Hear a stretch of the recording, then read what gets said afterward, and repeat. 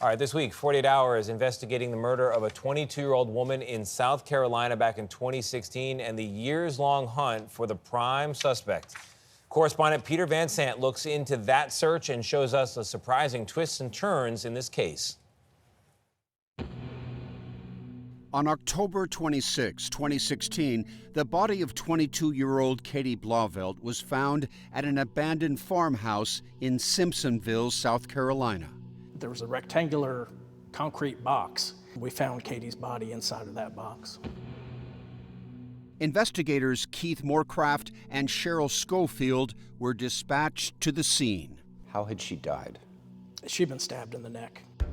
Katie's friend, Allie Somerville, instantly had a suspect in mind. I immediately thought John. John Blauvelt, Katie's estranged husband, a once respected Army recruiter.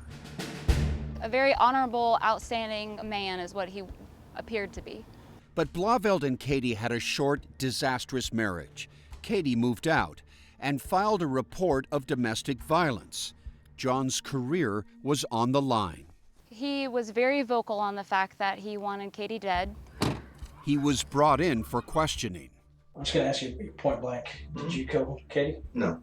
Up next, Hannah Thompson, a 17-year-old who had moved in with John as his marriage fell apart.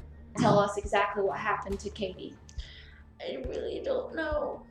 Convinced Hannah knew more than she was telling, they showed her a picture of Katie's body. Look at her, Hannah. She's right here. I don't want to look at her. That's your friend. I don't want to do this anymore. Don't want to do what? Don't want to help us find out who killed her? Can I please leave? Can I please leave? Hannah, this is a friend of yours that I we're trying to do. and I want to help, but I can't. Listen to me. With no hard evidence, police hands were tied. We had to let him go. And shortly after that interview is when he fled the state. Blauvelt, believed to be armed and dangerous, took to the open road. With him, Hannah Thompson.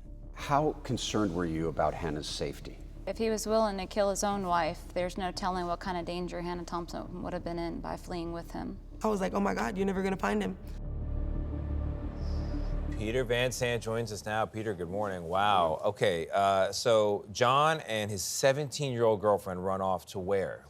Well, they head out west in his pickup truck. They make it to the West Coast and then up to the Pacific Northwest. Along the way, you know, they have those license plate readers.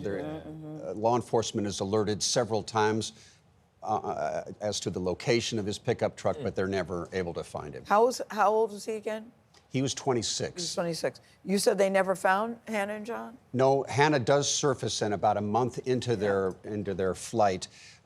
In Eugene, Oregon, suddenly she calls her parents. She says John Blauvelt abandoned her, just walked away. So she goes back to South Carolina, but she doesn't really help investigators.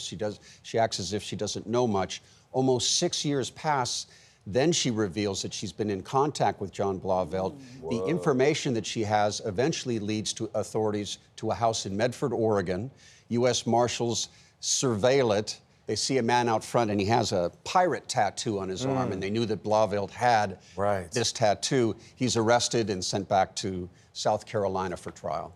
Wow. Sounds like he needs to be in police custody. Sounds like, based on what I'm hearing from you. It's a sordid story. He was an Army recruiter, and he would party with these kids, and that's how he ended up hanging out with 17-year-olds. Peter Van Sant, thank you very much. Appreciate it. You can watch Peter's 48 Hours report, Gayle Blauvelt, Death of a Soldier's Wife, Saturday, 9 Central, right here on CBS and streaming on Paramount+.